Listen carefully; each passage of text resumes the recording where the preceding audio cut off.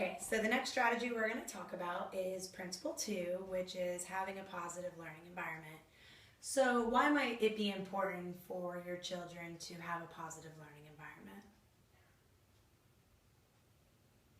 I'm not sure. So they can, because we're their first teachers? Okay, yeah, that's a great idea. Exactly. I know we've talked a lot about modeling, and so you've obviously been listening. Okay, so some of the strategies for having a positive learning environment include spending time with your child. And this isn't just, being in the same room as your child. This is doing things with your child and actually commenting on their play or their activities, sitting with them while they do their homework, and not just, you doing an activity on one side of the room and them doing an activity on the other. What are some things that you guys can think of that you like to do with your children? I like to read with my children. Okay, Play that's great. board games. And that really is having a very positive learning environment for your child, and also teaching them really important skills like we talked about earlier. So we also want to speak nicely to our children.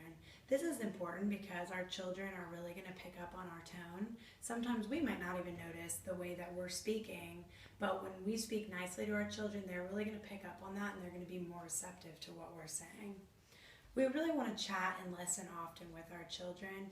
We don't want to be the only ones always talking to our children, and we don't want them to be the only ones talking to us. How do you guys feel like you do with this strategy? Sometimes I feel like they're just talking so much that I kind of tune them out. Okay, and I think that that's common, and I think it's hard to always be 100% present with our children. And that's okay. So when we notice ourselves doing that, it's okay to just kind of gently remind ourselves to come back and to the moment and kind of listen and respond to what our child's saying to us, because that's really important to them and they notice that. So we're going to want to share our own experiences with our children when appropriate. We don't want to completely make it all about us, but when our child has a problem or they're sharing a story with us and we can relate to that, there's nothing wrong with, coming alongside and telling them about that experience. We're really going to want to be affectionate with our children. That's another very important strategy. And it's something that can be different for every single child. So what one parent does to show affection to their child might look very different than what another parent does. So what are some things that you've done to show affection to your daughter? We like to snuggle when we read. Okay, great, yeah. And I bet she enjoys that, doesn't she? She does, yeah. Okay, wonderful. Well, it sounds like you're already using this strategy, so great job. Descriptive praise is a really, really important strategy that we concentrate on a lot in the program. And descriptive praise is actually going to look a little bit different than just regular praise. Does anyone know why that might be? We wanted the kids to feel good about themselves. Great, and you're right, and praise is really good about that. The difference between descriptive praise and just praise is that we're really going to want to hone in on what they're doing right or what we want to see them continue doing. The great thing about praise is that it can keep them from misbehaving without using any consequences.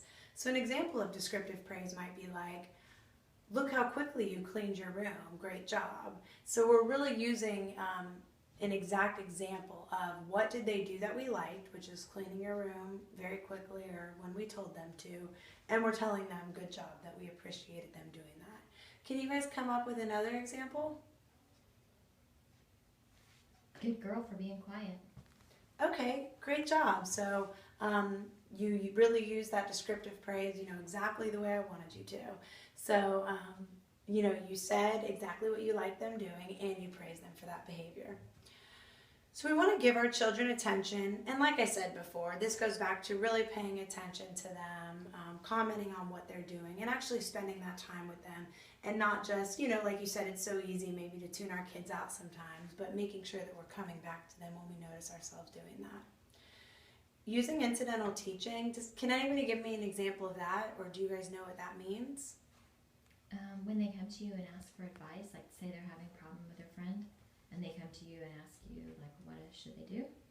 Okay, great, exactly. So when our children come to us, we really want to take that time and stop what we're doing and help them with whatever they're needing help with, because in those moments, their mind is like a sponge and they're really wanting to soak up that information. So when they're asking questions, they they're ready to learn and they're ready to hear from us, and we want to take them up on that opportunity. The last strategy for having a positive learning environment is getting involved in your child's school. And this is a great strategy because it really keeps you connected to what's going on, not only at home with them, but when you're not with them, at school, with teachers, with peers. And, you know, a lot of parents can be really involved when their kids in elementary school and they want to be on the PTA. But as their kids get older, they might kind of, you know, trickle off. So I want to encourage you guys, you know, even when your kids maybe do hit middle school, to stay involved and to ask the teachers what's going on and be connected. Does anybody have any questions about this strategy, or do you guys feel like you understand this? We understand it. Okay, great.